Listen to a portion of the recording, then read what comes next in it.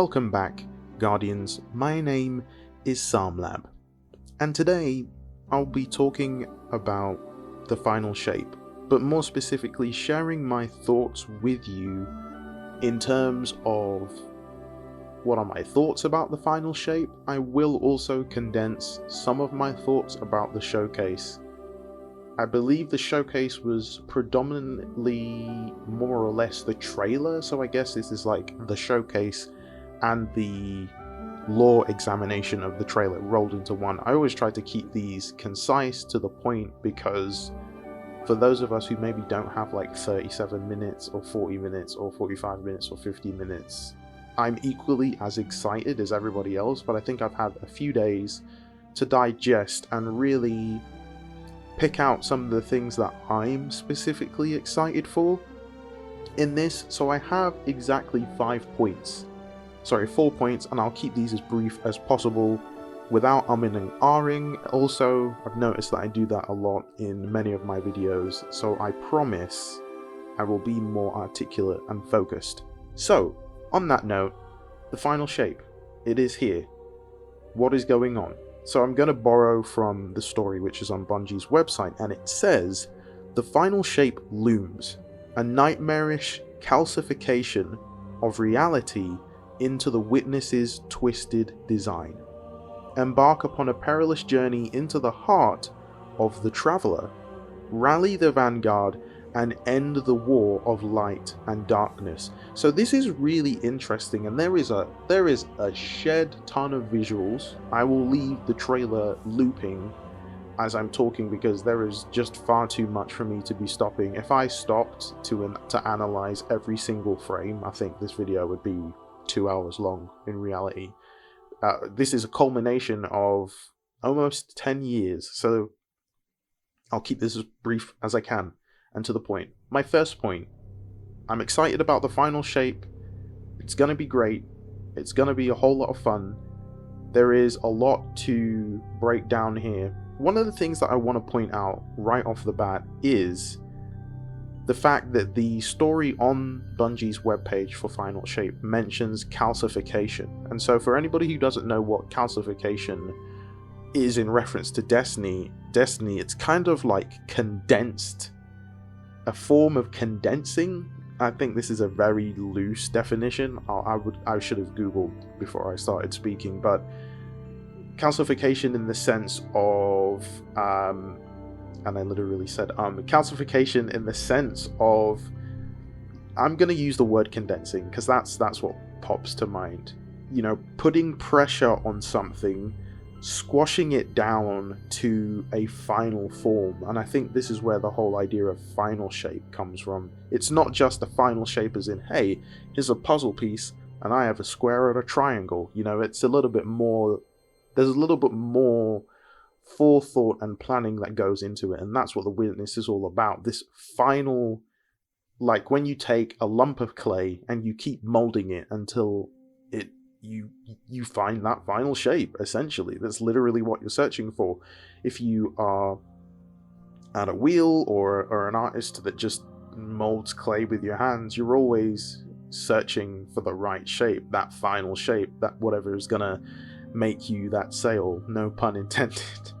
No pun intended, because obviously we're talking about an expansion that we all have to buy into. Thankfully, it looks like the price for the expansion, I will say, seems rather balanced for a pre-order. I don't want to assume anything, but is the pre-order slightly cheaper than it was originally? I feel like that is the case.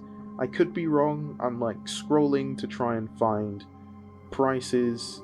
I know that my prices will be different because I'm in the UK, but I can't find the prices right now, so that's fine. We're gonna stay on topic. Point number 2, the story of Final Shape. What happens next? So this fight is a big fight because it's all about the Witness entering the Traveler and essentially using the power of light and dark in conjunction with one another to shape the universe the way that he sees fit, which, from what we can understand about the Witness, it is entirely focused on everything being nothing. And he's even gone beyond the sword logic. And I have a video coming out really soon about Siva Wrath, where she's having a conversation with the witness, and I think it's going to be really fun to look at that before Final Shape rolls in. You know, on this channel we're always about the lore in context with like what's next, what's looking ahead. I try to do that just because I don't always have the speed to keep up with everything that's happening in the season, so I always try to look ahead. So one of the things that I think stood out to me in the trailer specifically, now that we're 30 minutes into this, is the fact that one of the most pivotal locations was shown, which is the Vault of Glass. I find it highly strange that we even got one location that had any reference to Vex, and I think that that was very intentional on the narrative team's part in setting up what will be episode 1 with the new episodes feature. So segueing into that, the episodes system is exciting because we are going back to having these, I'm calling them quarterly updates. So we have episode 1, which is first quarter, episode 2, which is quarter 2, and then episode 3, which is, I'm going to assume, quarter 3, and has the essential being 3 months in every expansive episode. So there's going to be a lot in that, a lot to do, but I'm not really sure how it's going to pan out in terms of what Bungie's intention is for breaking down. I'm just scrolling on the website really quickly, and I know that they make it they break it down into detail, and it says here, starting in 2024, episodes will be replacing seasons as our new way of storytelling and content update format for Destiny 2. Each episode will contain new story content and rewards, including a new exotic mission, exotic weapons and armor. Episodes will be split into 3 acts, with a new act releasing every 6 weeks, containing new stories, quests, activities, weapons, artifact mods, pass ranks and rewards. Now we know that one of the changes coming is the fact that ranks are now going to be 200 to rank, and I'm assuming that's because they are filling it with more content. So it's going to be really interesting to see how they plan to change that up, and essentially adding an extra 100 days to, well, sorry, not 100 days, an extra 100 ranks is going to make anything different in terms of loot chase. I'm hoping it's going to be beefy, some really cool armor sets in there, a lot of the things that Joe Blackburn mentioned in one of his previous videos last week. So hopefully that's going to be good. A couple of things that are interesting on these episodes are the images as well as the titles. Echoes, I'm going to assume, is about the Vex, big time, front and center. I expect Lakshmi 2, I expect Maya Sundaresh, I expect Oxa and Oxat being mentioned potentially. Episode 2 is Revenant, which is all about Fikrol. Fikrol's image is there, massive. And then there is Heresy, which has a Hive sword, which could be a Hive Knight sword, but it looks very similar to Oryx's Hive blade. So we can assume maybe the Taken King returns. But it's going to be really interesting because we don't know if, as an archetype, Destiny is going to evolve as a living world and as a franchise. Bungie really haven't given us any inkling into that, so it's going to be really interesting. I always sort of loosely compare the Bungie to Digital Extremes because they both have walked a very similar journey. Digital Extremes are a little bit different in that they have navigated free-to-play in probably one of the best ways ever, and I feel like they're completely underrated for the hard work that they do as a studio. And I'm not comparing studios, please know that I appreciate Bungie for everything that they do and every single employee at that company, and same for Digital Extremes. I'm a fan of both companies, and as somebody who is working and learning in game dev myself, my level of respect for individuals that crank out the content that they produce and the way that they produce it is just breakneck speed impressive. And I'm always in awe of how these individuals and as a collective continually keep coming back to it, because you've got to be passionate about what you do. It can't just be about making money, right? Or there's room for everybody, right? There's room for those who just want a good job to make money from doing things that they love, and there's people who just love doing things that they love, and then the money is like a cherry on the cake. So anyway, I digress. Back to the Final Shape story. My fourth point is the LFG system. LFG is going to be huge. We know that consoles have had LFG, not in-game, but PlayStation and Xbox have had access to their own LFG systems that I believe have been paramount for relationship building between Guardians. And us fellow PC players, myself included, did not have that opportunity. We had Fireteam search, which is built into the Bungie website, but of course the Bungie website isn't built into Destiny, which, for those of you who've been here for a while, since the beginning on this channel, you know that I did a video way back when that I called the lore tab. Definitely check it out. So I don't know if Bungie borrowed any ideas from what I came up with, but I think as somebody who's excited about lore and the idea of more things being integrated into Destiny as a platform, not just a game, then Fireteam is going to be incredibly essential.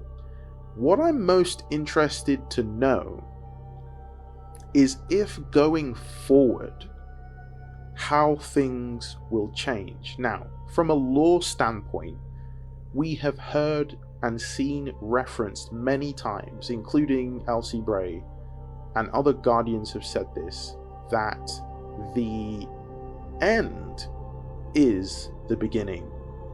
We have not heard, and I cannot believe that we've reached the final shape, and it's going to be interesting to see what next season will be, but we've had no mention of the Nine. Most of you know how passionate I am about the Nine, this enigmatic race. For those of you who are new to the channel, maybe don't have a clue what the Nine is. The Nine are made from dark matter. They are 9 entities that function as one. Technically, we can get spacey or space magic about that as much as you want, but they also function as one whole entity in Unity. But the fact that we had a mention of them in Season of the Deep, and that was it. So I was hoping that this season was going to focus on them. We haven't heard them mentioned yet. I'm yet to do any research on that. Hopefully next season we'll mention them, because they are literally around. Their presence has been seen on Europa. Dark matter has been seen in a number of places in the lore, and so it's just strange to me that they wouldn't be super involved in everything that's going on right now.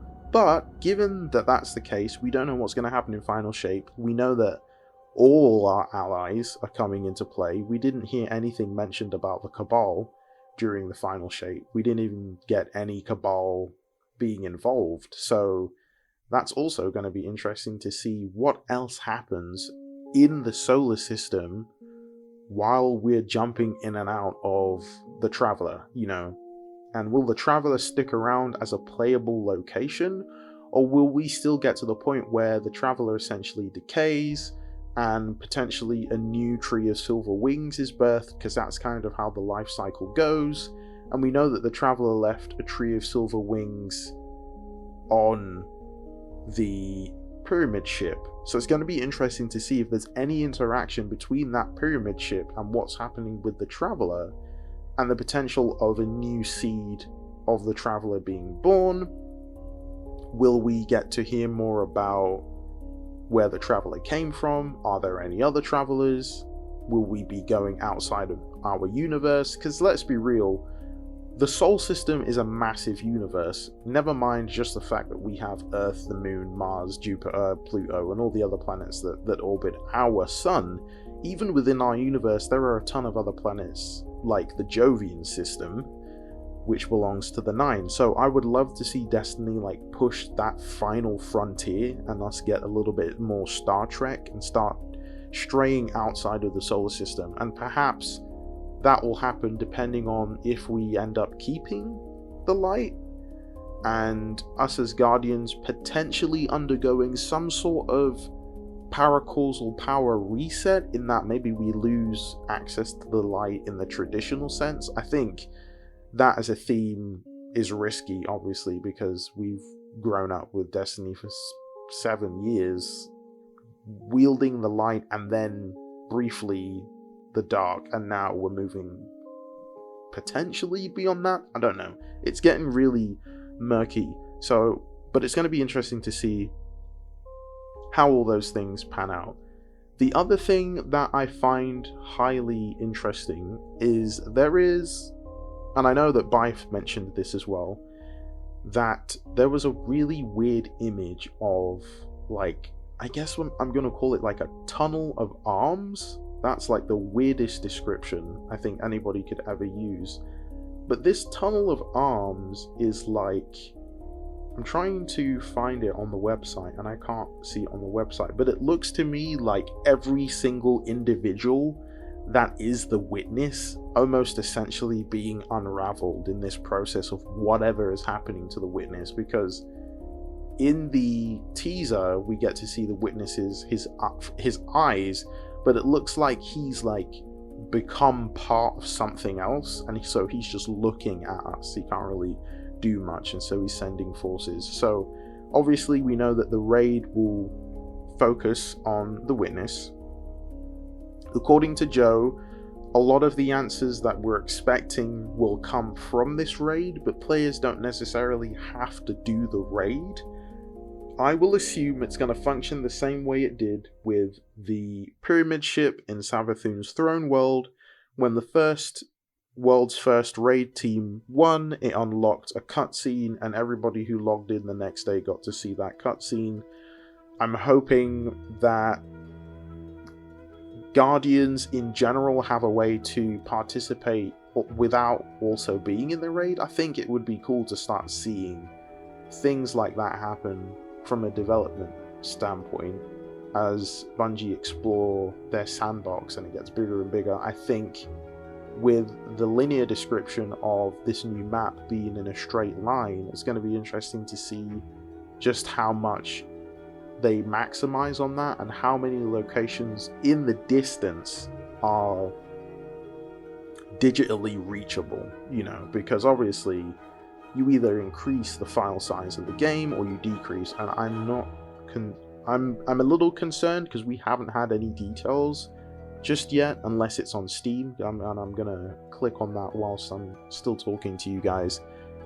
I haven't seen any change about file size of Destiny. I see on Steam it's still saying 105 gig. Not 100% sure if what we have now is 105. Maybe somebody can confirm that in the comments, because I'm probably not going to remember to check that whilst editing. But it will be really interesting to see. So I'm going to wrap this up here. I said I was going to keep this short, but like I always say to you guys, it's entirely impossible to keep a conversation short with something they're talking about. And I like doing these videos. I like having the opportunity for us to just talk, hang out, relax, have some like chill Destiny music in the background, and just talk a little bit about the things that we're passionate about. So that is all I have to say. If you have any questions or comments, or let me know what you're also excited about, and leave a comment in the comment section. Also, please remember to like and subscribe. Many of you aren't, but many of you are, and I'm just so thankful that you continue to tune into these videos each and every week. Remember that no matter what you're facing at this moment in time, you can do all things. Stay safe and Godspeed.